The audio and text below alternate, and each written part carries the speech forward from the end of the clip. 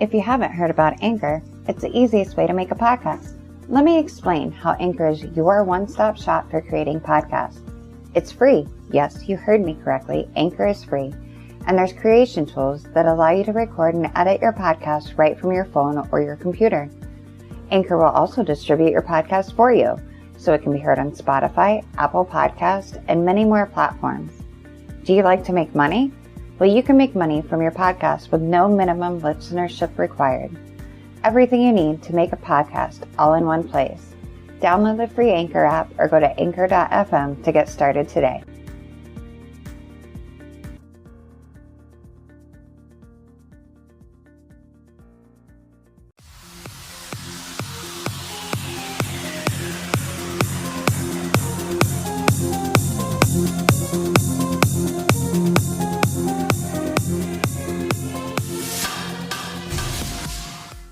Hi, and welcome to Beyond Barriers. My name is Acacia Dietz, and I am co-hosting with Jeff Scoop, and we're with Beyond Barriers. And today our guest is Red. Hi, Red. How are you doing today? I'm doing well, and yourself? Doing well, thank you. And for our listening audience, Red is a former neo-Nazi who now works with Beyond Barriers. And I actually will hand it over to you now, Red, so you can tell them a little bit of your story. And yeah. Well, thanks, Acacia. I appreciate it. And Jeff, both of you, thank you for having me on tonight. So a little bit about me, guys. I'm encroaching, I believe, 13 years out of the movement, of which I spent a good portion of my life involved in one capacity or another. I grew up in an environment that didn't directly promote it, but it didn't steer you away from it either. Excuse me. I don't even remember the exact year that I found the first group that I ran with, which was the NSM. It's actually where I first had gotten introduced to Jeff, and it provided for me at that time something that I was craving in my life. I'd made some choices that prevented me from joining the military, and in my messed up way of thinking, that the picture was painted bright enough that this was the next best thing, or better. For in one capacity or another, the better part of 10 years I spent, whether I was active in a group or active solo, what was spent dedicated to the movement. Gotcha. Now, Red, one question I did have is like you said, it's going on about 13 years that you've been out, and what made you, or was there like a catalyst that made you decide, you know what, this is not the direction I want to go in, and I need to get out and I need to do something different? There were many contributing factors to it, between not getting to see my kids, to family disowning me. The one that stung the most was my grandfather. When he told me he wanted nothing to do with me, that hit me hard. I did and still do look up to my grandfather. He was a retired Marine. He was just my inspiration. He was the pillar of strength to me as a kid. And, I noticed as I progressed through and attended various rallies and events, there was always seemed to be one group bashing another. There didn't seem to be any sense of community or sense of unity. I dare say, I might compare it to most modern churches, where the Baptists might say, hey, we got this. Well, the Lutherans, well, we got this. And the Catholics say, no, you're both wrong. Well, there was, from my vantage point, there was a lot of that in the movement in and of itself. There's just a lot of hypocrisy that things just started not adding up quite right to me. And I'm just like, what am I doing with my life? I'm hating people because I'm told to. I'm missing out on so many different things. There was a gentleman by the name of Eric Prince who was a juvenile corrections officer, actually, retired Air Force, African American, who befriended me at a young age. And for a short while, even while I was active, I rented the upstairs of his house, and we would meet for coffee. And he didn't judge me. He didn't care. It was all built on respect. He was good to me. I was good to him. And now I kept that very secret from the group because, well, I mean, let's face it, that probably would have gotten me shot or stabbed or something along those lines. But so like I said, there's a lot of various things that kind of brought it to a head for me. I want to say, man, I'm really proud of you for getting out. Red and I knew each other before, back from the NSM times, and it's really incredible to see old friends out and on the right side of things now, and it's really incredible. Absolutely. Man. I'm really, really proud of you, and it's been a heck of a journey, but it sure is good to see you out, and there's so many different things, there's so many different questions. Exactly. Jeff, I got to tell you, man, I'm very proud of you as well. Like when we talked on the phone, I had never thought in a million years that I'd hear that Jeff Scoop left the movement. You know what I mean? For a time when I first got involved, I looked up to you because I saw your passion. I heard it in your voice, and I saw the drive. One of the pivotal moments for me was in Lincoln, Nebraska. I think it was 2004 when I got to speak on the state capitol steps. And that moment really sticks out in my head, because afterwards I had so many different people be like, whoa, dude, you've got a fire. You've got, you could be the next this and the next that. And I'm like, what the hell, man? I was like, oh, no way, man. And you still have it. You still have it. The passion and everything. You had it. You had it then. You still have it now. It's simply directed in a positive manner, and right. It's so much. There's so many. There's so few of us that are out there publicly, talking for former right. extreme and things like that. But there is so many people that are out, and they're looking for inspiration and things like that. And we're seeing now more that are asking, how can we help? Can we do something? So good. That's awesome. There's a lot of positive things that can come out of it. I think a lot of people are finally seeing through the facade, through the bullshit. Jeff, I think I was talking to you about it, when I was knee deep in all of it, if I ended up in the hospital or in jail, no one was putting money on my books. No one was coming and seeing me in the hospital. No one was coming and cooking soup for me when I was sick. You know what I mean? Let's face it. We were all just a number in someone's pocket. We were making somebody $1. We were disposable. At the end of the day, that's exactly what it was. Everyone was disposable. Again, please understand this is my from my perspective.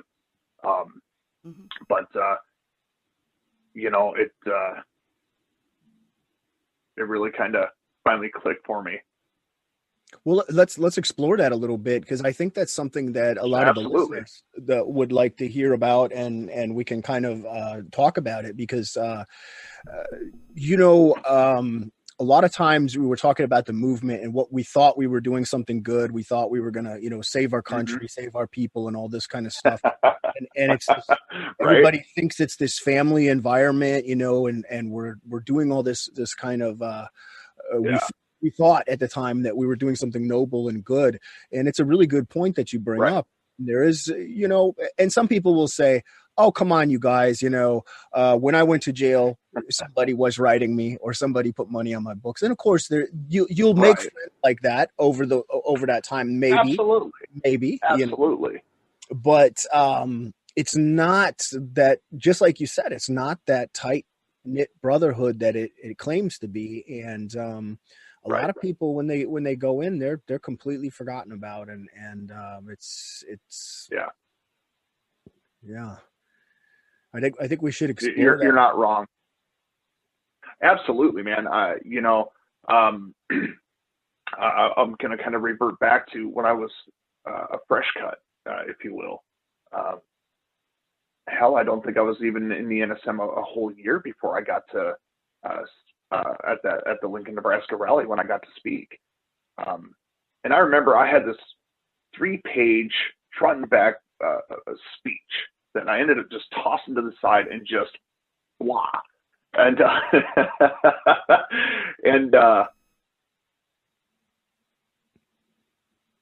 it just, sorry. It's all good.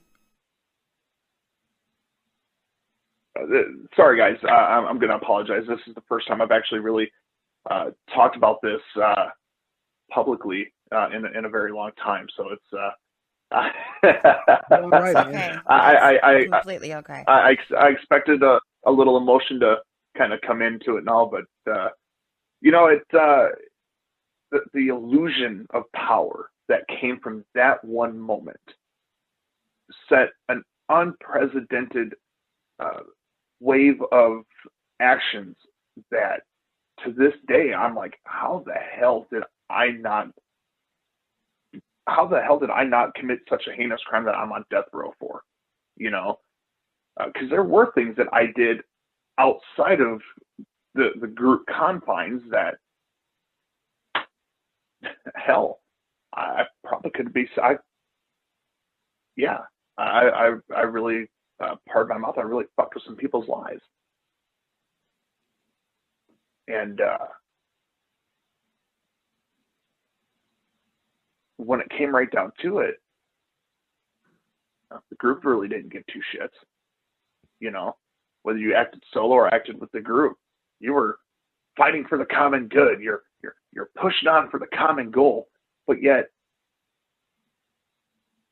you got the same tired bullshit answer every time of what the common goal was. There was no true game plan. Nobody had the right way to do it. The rallies, although well planned, it wasn't like we were out every week doing something. Hell, I can remember going on lit runs, and really, we're getting questioned by the police, and then some of my brothers are giving fake names. Really, are you that much of a pussy that you got to give a fake name? And it's just like, wow, man. So although early on some of the seeds of doubt were planted, I think I tried to ignore all of that to try to believe in what was called the cause. Yeah, and so do you think, a lot of times we talk about being behind the barriers, which is the concept of the organization, or in a bubble or in an echo chamber. How did that affect you in that sense? And I know you just explained a little bit of it, but in that sense, Sure. When you're having those doubts and you're maybe talking to somebody else that everyone else, I mean, that's the question I'm trying to ask is, was your whole entire social and support network part of the movement, or did you still have, because you had said you lost some family originally when you went in, did you have any support network that was not in the movement when you were in? I did, and two of them are complete opposite of each other, but yet someone that they were two very respected people in my community that I wouldn't have thought in a million years I would have associated with. One of them, his name was Eric Prince. We talked about him a few minutes ago, and an African American man, retired military, who befriended me at a young age, and someone I trusted, I could go to and I could talk to. know, and we never talked about the movement, but we just talked about life. You know, we'd sit and drink coffee. That's it. Just good dialogue, you know.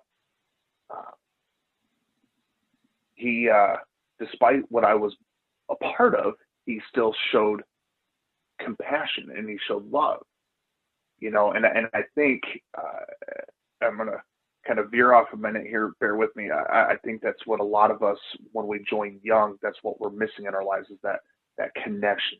We want someone to accept us and to just be like, hey, you know what? I love you, brother.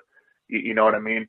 I digress. The other person that played a good pivotal part was Gunnery Sergeant Dowdy, a Marine Corps recruiter. This dude was all of maybe 5'6", 5'7", built like a brick outhouse, man.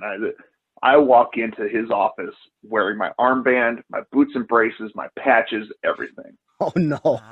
Oh yeah. Oh my this God. Short little dude, you know, I'm 6'3" without my boots on, right? And so this dude comes up to me, goes chest to chest, he goes, "What are you doing in my office wearing that blankety blank blank blank blank?"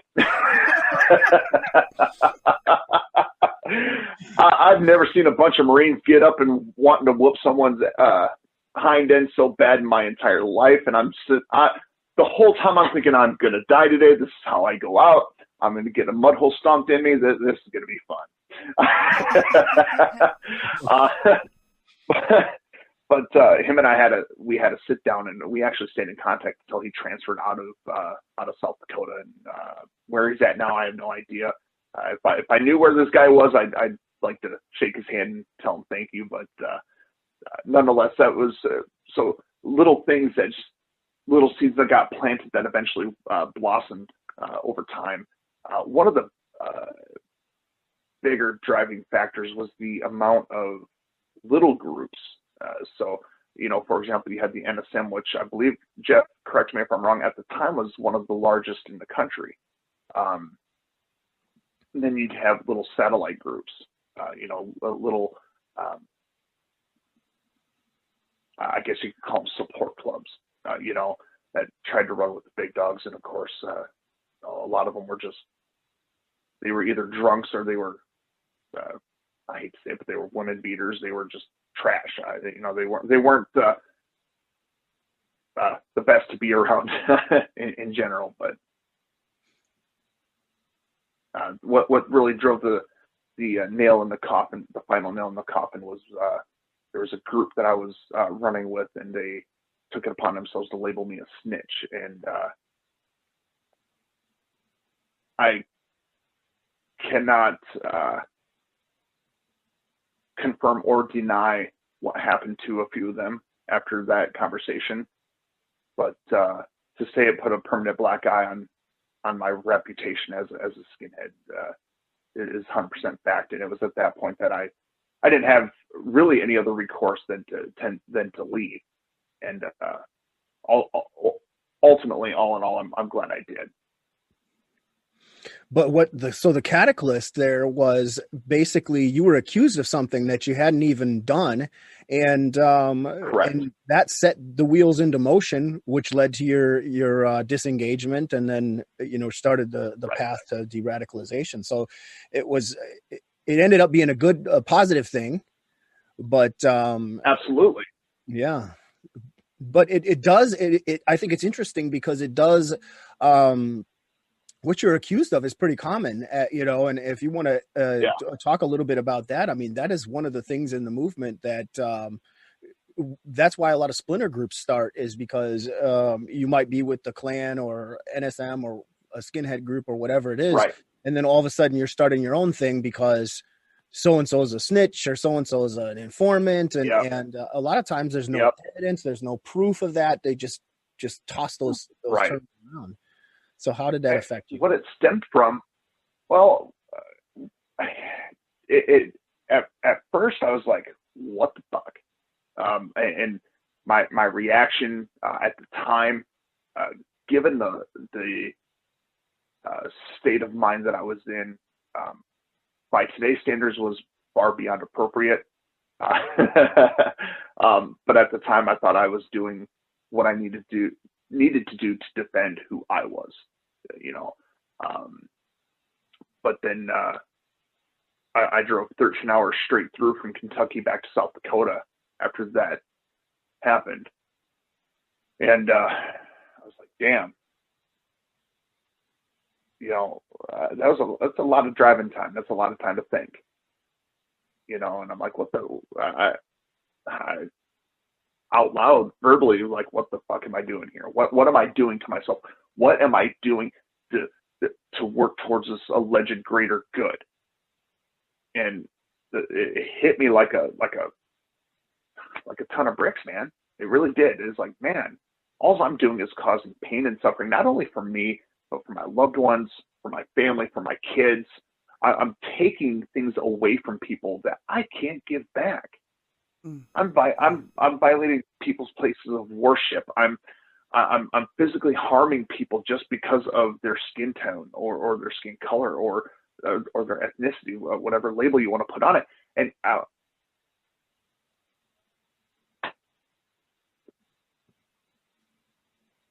like, damn.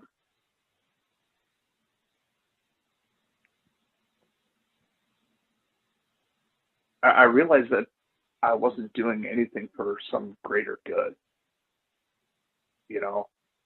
And then I got to thinking, it's like, man, this shit didn't work in the 30s and 40s for Hitler, so why the fuck is it going to work in the mid-2000s? You know? And, yeah.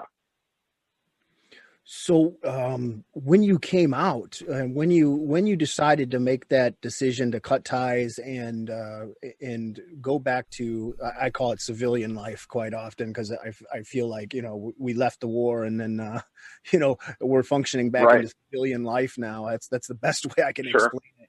So when you went back into civilian life, adequate way. Right, you know, it seems about right, and when you went back into regular civilian life, how the family that you had lost or that had kind of given up on you or cut you off and things like that during that period of time, how did that change when you came back, when you left the movement? Did you tell family like, hey, I'm done, and how did that work out, if it's not too personal of a question? No, you're good, man. No worries. I didn't tell them right away. As I came out of it, I had to really start finding myself again, you know. And the first person in my family that I told was my grandfather. And, you know, he got up off his little rascal scooter the best he could and gave me a salute. Of course, I bawled. You know, that was one of the prouder moments I had ever had, you know. But family eventually came back around. You know, it was a lot of having to prove myself. You know, actions had to speak, you know, and if I'm being brutally honest here, I struggled at first when I first left the movement. I struggled with the idea of finding a way back in for longer than I care to admit. But for, you know, the better part of 10 years, that was all I knew.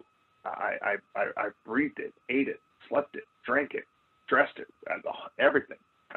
I made it my life. Subsequently,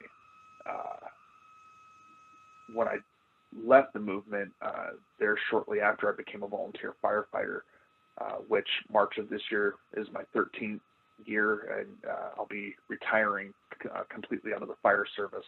But you know, there again, I took that and I embraced all of fire life and made that my whole being. So kind of a little bit of rediscovering who is red, you know.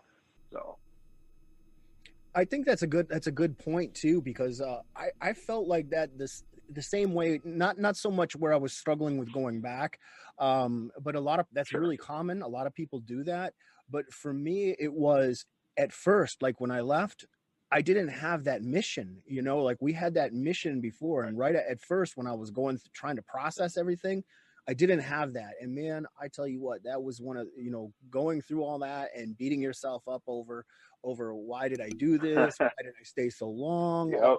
You know exactly what I'm talking about, I do. Yeah. And I think that'll always be there to some degree. But when it came to the time where having a new mission or a new purpose, for you, it was firefighting. For me now, it's doing the work with Beyond Barriers. I think Absolutely. having a new mission for people, people like us that had missions before, it could be anything. Right. It's just finding that absolutely purpose. So it's really interesting to hear how that firefighting worked in that way for you. Well, and it was kind of a double-edged sword. I actually left one group of judgmental, extreme people to another. I actually dove headfirst into Christianity right out of the gate. I wasted no time. You'll see a lot of individuals who go to prison. They might do the same thing. They might find a religion. And I became a pastor, started a ministry, the whole nine. And I've since left the ministry work. I mean, I'm still ordained. I can still marry, bury, and baptize people and all that. But there again, I started seeing a lot of repeating behaviors that I saw, in the movement. I'm like, I can't do this. I'm going down too dark of a road here, man. Firefighting in conjunction with all that was my saving grace. That was my happy place, was down at the fire station, digging around in the trucks or cleaning them or making sure my gear was all in good working order. I've got to experience a lot of awesome things as a firefighter. And Jeff, I think we talked during our phone conversation a couple weeks back. When I first left the movement, I was working at a funeral home as an apprentice funeral director, and we had a case where a young black man had passed away. He was my age, and I was very forthcoming with my boss about who I was as a person and why I wanted to do certain things. And that became my first full case. We call them cases, unfortunately. But that became my first full case from start to finish. It was my job to handle this young man, to make sure that he was properly taken care of on our end and made it back to his home in a presentable condition. And my boss sat me down in his office, poured me a glass of whiskey, said, "All right, how do you feel?" And I'm like, "I'm not going there, man." And the whole time I'm biting back tears, because I hadn't seen death before, but not like this. Not that up close and personal. Never. So it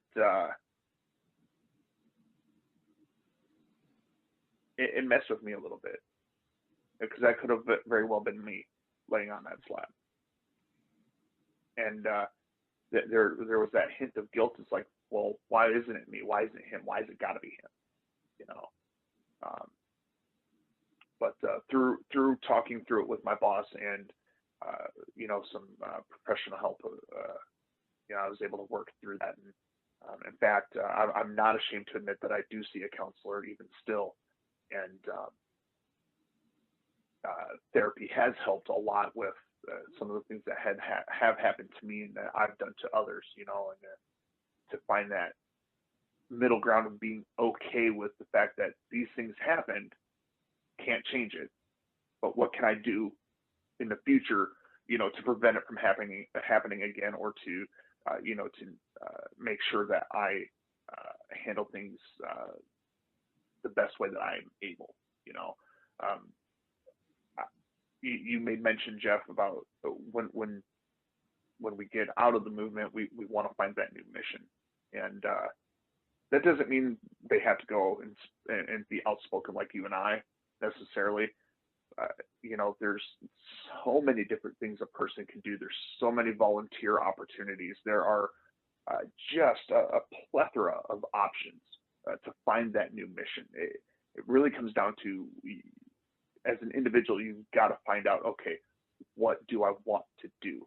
What can I do to make my life and other people's lives better?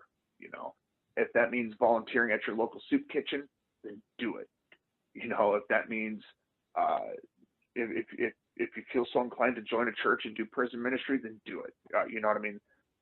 They're just the possibilities are endless, but you have to seek them out. They're not just going to be handed to you. Saying, there's not going to be people with big old banners saying, "Congratulations, here you go." Good point. Really good point. So. Yeah, you're right though. It doesn't have to be this. It doesn't have to be, it could be anything, and finding that, and you're right. It is not, a lot of people sit back and they just expect everything to kind of fall in their lap, and there'll be a ticker tape parade and all that kind of stuff. And it's not reality. But I think it's phenomenal because there is so many parallels, and that's why having these conversations, and it's incredibly courageous. And I think for you to be able to come on here and talk about these things, and especially such personal, personal and deep subjects. I mean, it's incredible. And you have, I know you already know it, but I'm going to say it for the listening audience. Stories like Red's, they are, we want to inspire people with these type of things. If people like Red and Acacia and myself, if we can change after being involved in this kind of stuff for as long as we were, anybody can do it. I mean, you can do it too. I know there's people out there that are Absolutely. listening, that are on that fence, and this is why we do it, right? That's right. And if I may, sorry, Jeff, if I may, you made mention of people being on the fence, and if there's anything that I could drive home specifically for those people on the fence, what's stopping you? Yeah. Really, what is stopping you? I challenge you to just to write out a list of what is stopping you from leaving that empty, unfulfilling life and going out and enjoying the spoils that are out there, that are achievable. I mean, I'm in a position right now where I can get in my car, drive about 45 minutes, and I'm at the damn ocean. That's awesome. Now back in the day, that would have never happened. At the end of the day, do you want to grow and be this lonely, bitter, angry person, or do you want to live your life? Anger is easy. It's very easy. But living, albeit difficult, is worth the struggle. It really is. Exactly. It's funny that you mentioned that, Red, because and you're right. I mean, if there's a reason, if you're on the fence, if you're having doubts, there are reasons why those doubts are there. And a lot of times when we have doubts, our first instinct is to push it out of our mind and not pay attention to it. And if anything, I know for myself, I had doubts for a while, but I just compartmentalized it and said, no, just put the blinders on. Let's keep going this way. And then right. I was talking to somebody the other day, Christchurch happened, and I wasn't able to put those blinders on anymore. I was not able to be like, the violence had been getting worse, and I would be like, well, that's not my group. That's not what I believe. Right. That's not what I profess, but it's what I was a part of. And I couldn't put that out anymore. Exactly like what you said, do you want to look back at your life as an old person and be like, I'm just old and bitter. What did I really accomplish? And I was talking to a friend the other day. They're actually from Ireland. And he was saying that, Ireland went through a war with Britain for over 30 years. And now Yep. And, you know, then those men were just old and bitter and angry. Really sad. Yeah.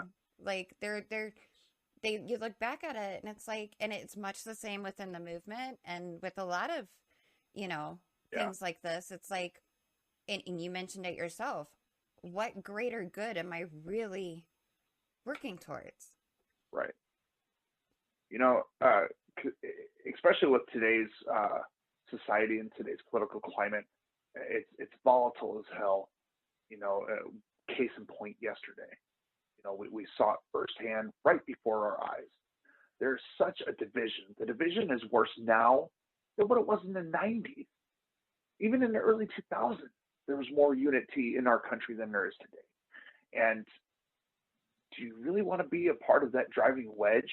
Or do you want to try to educate people, to try to get them to see, like, hey, no, that's not how this works. You know, and trust me, I could go on a lot of different rants and raves about different sections of what we see going on, but this is probably not the time or the place for that matter. But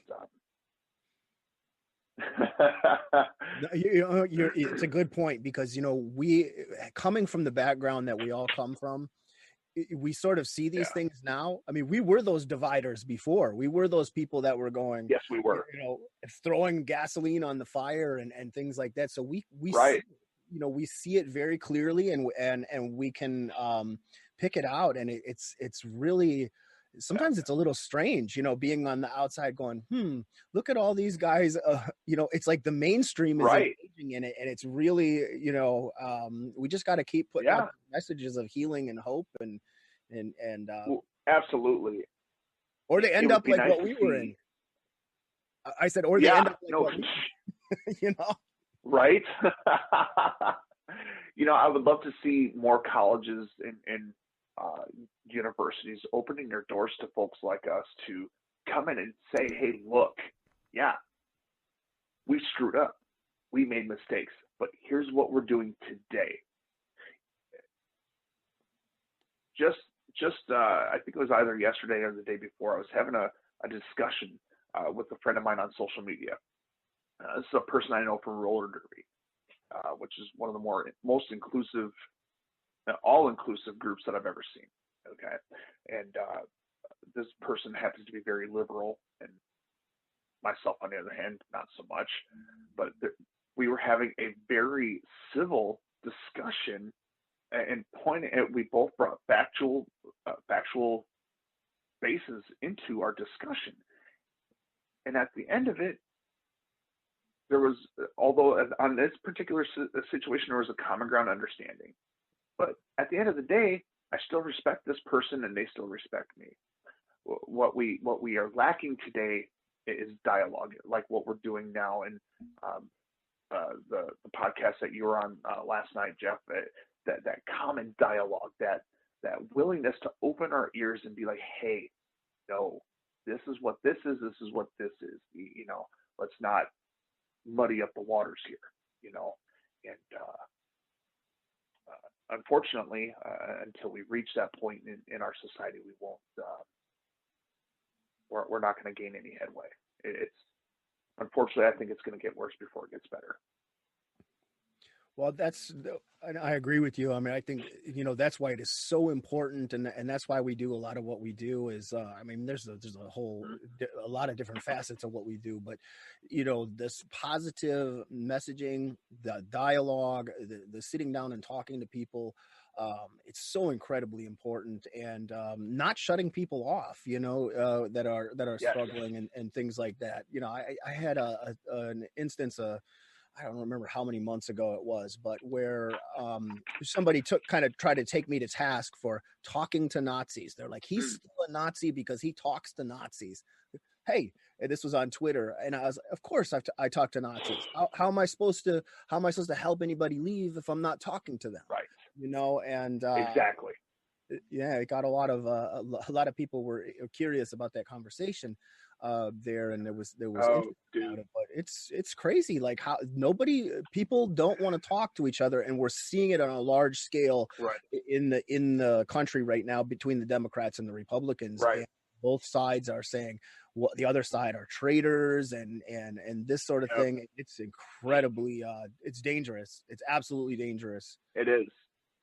It's very dangerous. And Jeff, I had something similar happen to me even recently, where I'll be out wearing my Thor's hammer, or when I'm out riding motorcycle on my motorcycle vest, I've got a Mjolnir inside of a firefighter's crest that says Nordic firefighter. I mean, hell, my ethnic background is Norwegian, and well, I'm a firefighter, for hell's sake. I mean, but you get those ignorant people that are, oh, you shave your head and you wear a Thor's hammer, you must be a skinhead. And I'm like, well, no, it doesn't quite work that way.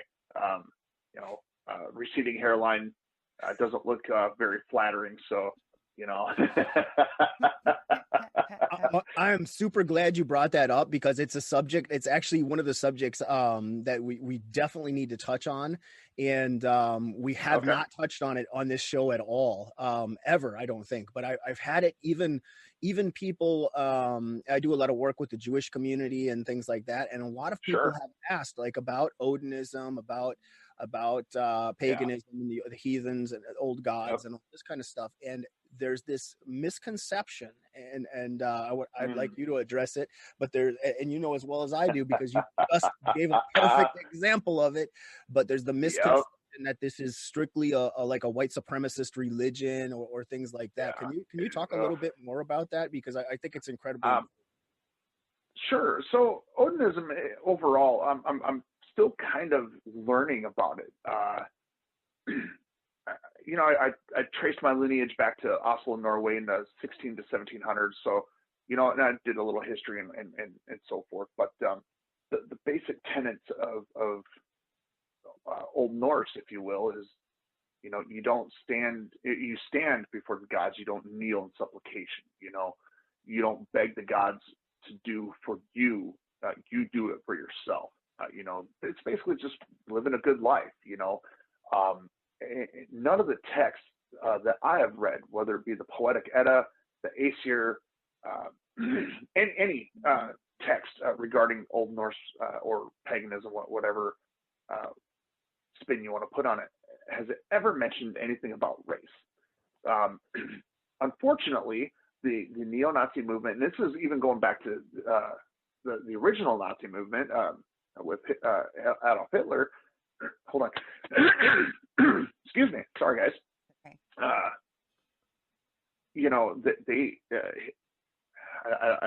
I can't place the gentleman's name, but there was someone within Hitler's regime that was very into, like, some of the witchcraft and mystic stuff. Himmler. And thank you. Yep. And much like the Klan took and twisted Christianity for their need, so have the Nazis, and more especially the neo-Nazis, have adapted these symbols, thinking that they're symbols of hate, thinking that they're symbols of power. And what most people don't know is that the Mjolnir is a symbol of protection. Much like a Christian might wear a cross as a sign of protection, the Mjolnir, the hammer of Thor, is a symbol of protection, basically saying that Thor's got my six. So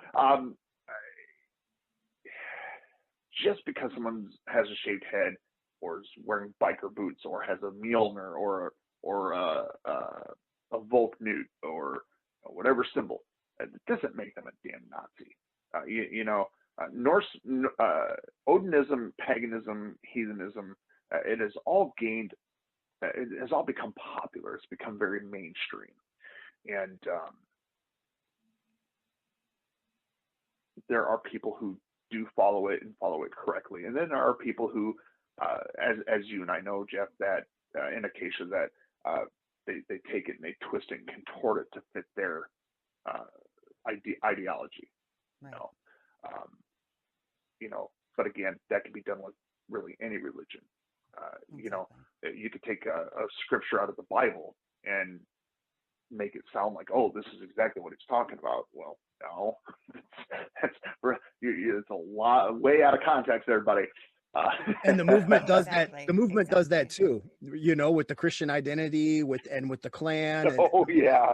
so I mean, so it's the same people when you have like the media or people out there saying, well, if you're an Odinist or you're into this stuff, you're a Nazi. Well, because sure, Nazis co-opt that stuff. They also co-opt Christianity. So I mean, you're not going to say just because someone's a Christian that they're involved in the movement. I mean, it's so you can't label people like that and put them in a box, because that's what the movement does. So when you're in the public, this is to the public. The public, don't label people and don't put them inside that box. Just because somebody's wearing a hammer or they have a shaved head does not mean they're part of the movement. And thank you so much for that story, because I have some of those myself. I think we all do. But yes, I mean, that's really important. It's I wish sorry. No, moving on. one real quick I got a little on that same subject is that, when we pick and choose and label people certain things without knowing the context, without knowing the history behind it, it can drive people to those very things to which they never would have been a part of in the first place. And a lot of people don't realize that. Like, I mean, it's, this might be a horrible example, but it's a lot of times there are things for shock value. You have a rebellious teenager that's very interested in Viking because the show Vikings was huge.